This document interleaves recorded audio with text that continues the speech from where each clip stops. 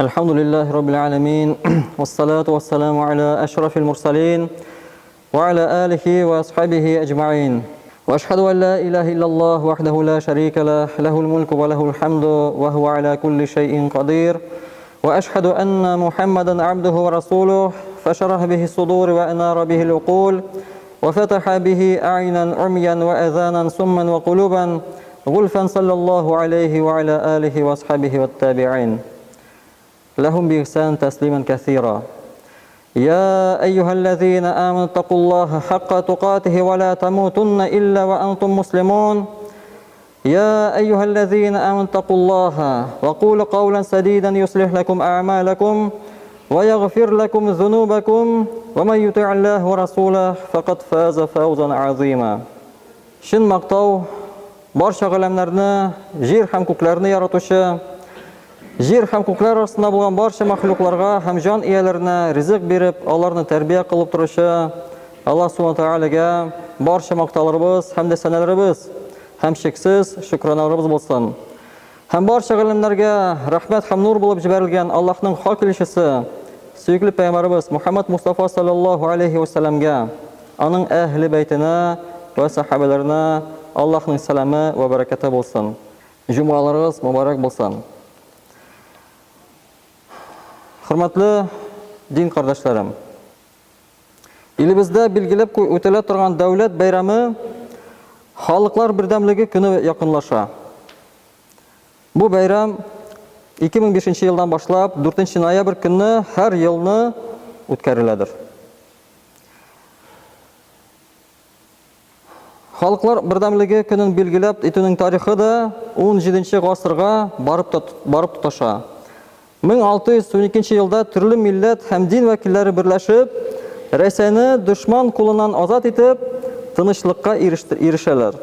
Төрле фитнәләргә нукта куялар һәм бу җиңүгә ирешүчеләр арасында безнең газиз бабаларыбыз да катнашты. Безнең өчен бу көн бердәмлекнең, татулыкның һәм дустана яшәүнең әһәмиятен искә төшерәдер. Рәсәй күп милләтле һәм күп динле дәүләттер. 1000 еллар дәвамында илебездә төрле милләт вәкилләре бер-берсен тулыландырып һәм байытып яшидер. Республикабызда гына 200-гә якын төрле милләт вәкилләре яши. Ватаныбызның хәзергесе һәм киләчәге өчен җаваплы булу, илебезнең бай табигатын, мәдәниятен, татулыгын саклау барлык милләтләр өчен уртак максат булып торадыр. Барлык милләтләр өчен. Һәм бу максатларга ирешер өчен саф динебезне, бай тарихыбызны һәм рухи мирасыбызны яхшы белергә тиешлебез. Һәм әлбәттә аны гамәлдә кулланырга һәм киләчәк буынга да түкмичә, югалтмыйча мирас итеп калдырырга тиешлебез. Үткәнен белмәгән халыкның киләчәге юк. Андый сүзне сезнең ишеткәнегез бардыр. Һәм белемнәребез җитмәгәнгә күрә дә еш кына хаталанабыз. Үзебезгә һәм башкаларга да зыян китерәбез. Сөйкле пәйгамбәрбез саллаллаһу алейхи ва саллям үзенең сау балашу хутбасында шулай дип әйтте: Эй кешеләр, барыгыз да Адәмнән һәм Хавадан Аллаһ янында иң кыйммәтлегез, аңа иң күп хөрмәт күрсәткәнегездер. Шуңа күрә гарәп булмаган бер кимсә өстендә бернинди өстенлеге юк. Гарәп булмаган бер кешенең гарәп өстендә дә бернинди өстенлек юк. Ак тәнле, кара тәнле кешенең өстен түгел, һәм кара тәнле ак кешенең дә өстен түгелдер.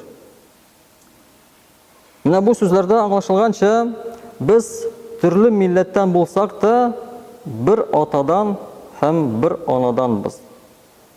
Безнең атабыз һәм анабыз бердер. Төрле милләттән булсак та.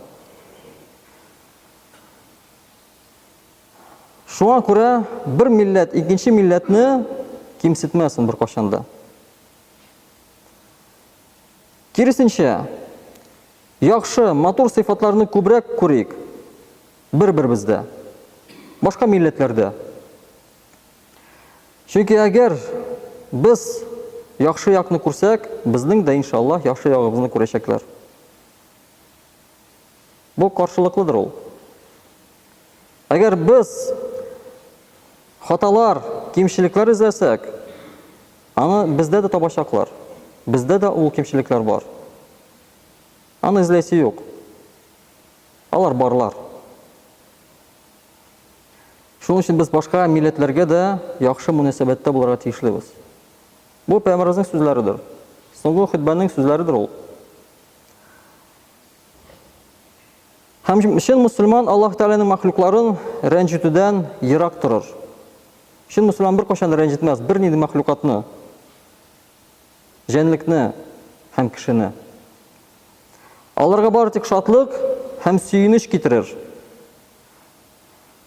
Икенче бер хадис шәрифтә Пәйгамбәр саллаллаһу алейһи ва саллям әйтә: "Мусульман кеше теле белән дә, кулы белән дә, гамәле белән дә башкаларны рәнҗетмәс."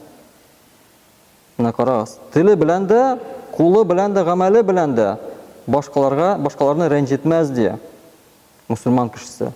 Аллаһка ышанучы беркайчан да беркемне дә рәнҗетмәс.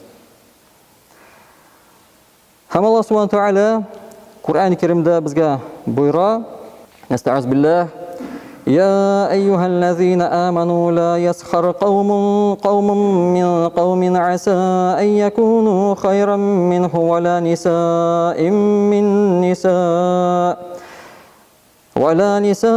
من نساء عسى أن يكن خيرا منهن ولا تلمزوا أنفسكم ولا تنابزوا بالألقاب بئس الاسم الفسوق بعد الإيمان ومن لم يتب فأولئك هم الظالمون." Ey müminler! Bir türkümüz ikincisini mıskıllap külməsin, yani kimsitməsin. Belki alар kimsitüşü türkümündən küpkə yaxşıraktır. Bir türküm hatınlar ikinci türküm hatınlardan külməsin. Bir-birigizni gayipləməgiz. Bir-birigizə əşəki kuşamatlar taqmağız. İman kitirib də əşəkilik qılu yaman ғədət. Tövbəgə kilməgənlər rəhimsiz zalim buladır. Həm gailələrimizə tınışlıq, cəmiyyətimizə iminlik bolsun üçün tübəndəgi ayətni bizə bilirgə kirək.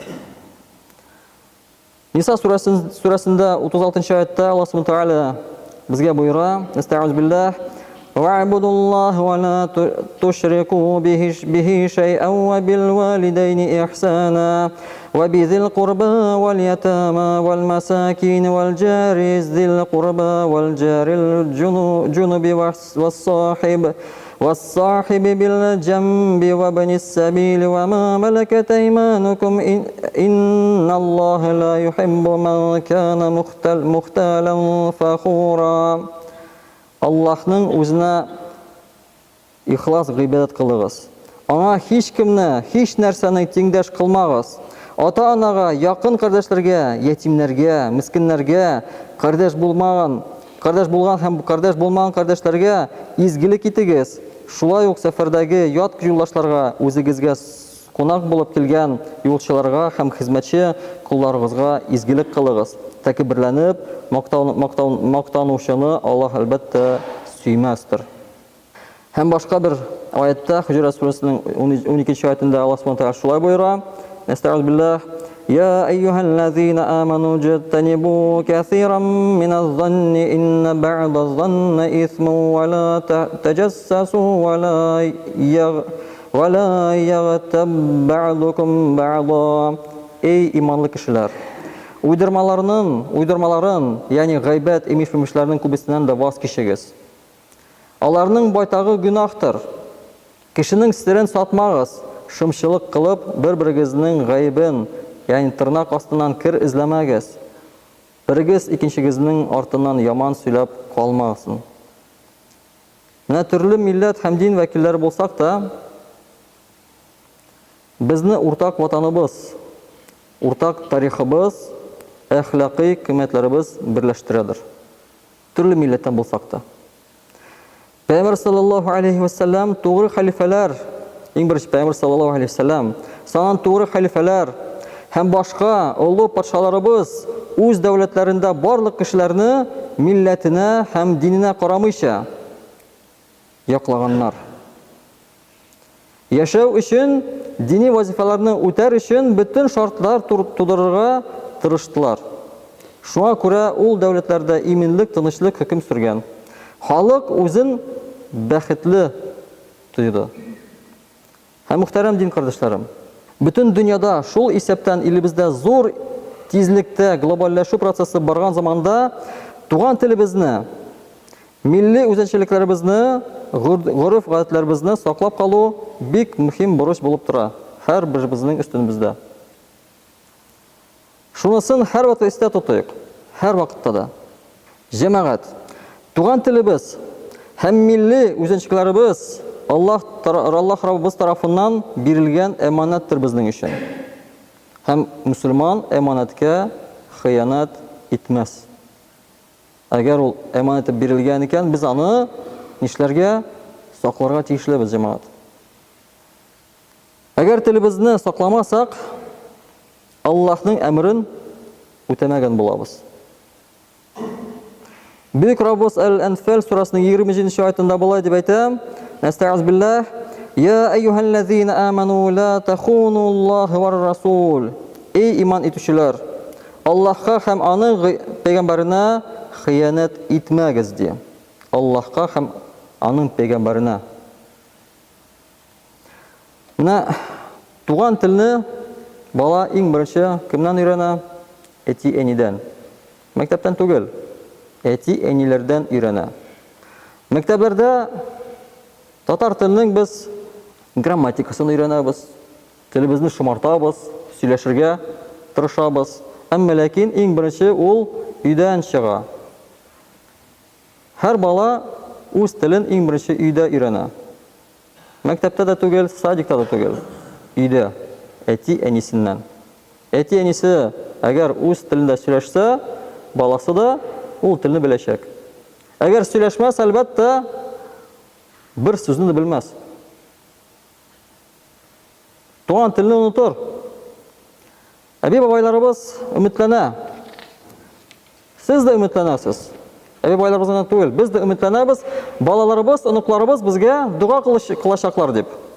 Андый бер өмет һәрберебездә бар. Әмма ләкин Аллаһ сакласын. Әгәр телебезне югалтсак, балаларыбыз, оныкларыбыз чит бер башка бер дингә күз төшерә башлый. Һәм шундый бер вакыт килеп җитәргә мөмкин. Дуга урынына, без өмет иткән дуга урынына оныкларыбыз шәм генә куеп китәчәкләр. Алай да булырга мөмкин. Әгәр без үзебезнең телебезне югалтсак. Тел дингә, дин дә телгә бәйләнгән. Чөнки безнең бик күп әсәрләребез, безнең бик күп галимнәребез татар телендә китапларны калдырдылар. Бик күп китапларны калдырганнар. Һәм үткән җумадагы хәзрәт вәгазьдә хутбәдә нәрсә әйтте? Безнең китаплар буенча башка мөселман илләрендә гыйлем алалар ди. Безнең китаплар буенча, безнең галимнәребезнең китаплары буенча гыйлем алалар. Ни өчен без үзебезнең китап буенча гыйлем алмыйбыз соң? Башка илләрдә алалар, бездә кызганычка каршы юк. Без үзебезнең мирасыбызны таратып бетердек. Һәм әйдәгез, иншалла, тырышыйк шушы мирасны кирегә, үзебезгә алырга, кайтарырга, торгызырга. Шушы китапларны укырга тырышыйк. Һәм балаларыбызга да, оныкларыбызга да өйрәтергә тырышыйк. Аларга калдырыйк ул мирасны. Җәмәгать. Бердәмлек һәм татулык татар халкына хас булган сыйфатлардыр. Татар халкы һәр вакытта тату булды. Һәр вакытта бердәм булды. Бүгенгә хәтле. Хәзер бердәмлек югалды. Шушы бердәмлекне дә без кирегә кайтырга тиешлебез. Татулыкны да кирегә кайтырга тиешлебез. Халкыбыз күп гасырлар дәвамында башка милләтләр һәм дин вәкилләре белән үзара дус вә тату яши. Күп гасырлар буе. Бер генә 100 ел түгел, күп гасырлар буе. Һәм халкыбызның күркәм традицияләрен дәвам итеп, үз динебезне саклап, матур һәм тыныч яшәргә барчабызга да иншаллах насип әйләсен. Җәмәгать, шуңа уйланыйк, шуны уйлыйк. Шушы милләтебезне, динебезне, телебезне сакларга тырышыйк, җәмәгать. Хәзер күрәсез, нәрсәләр була башлады. Күрәсез. Кайсы таба без тәгәрибез, ансын сез дә беләсез, сез дә күрәсез. Баракаллаху лана ва лакум фил Кур'анил азим ва нафa'на ва iyyakum bil ayati wa dhikril hakim innahu huwal ghafurur rahim ajwadul karim as-sami'ud du'a.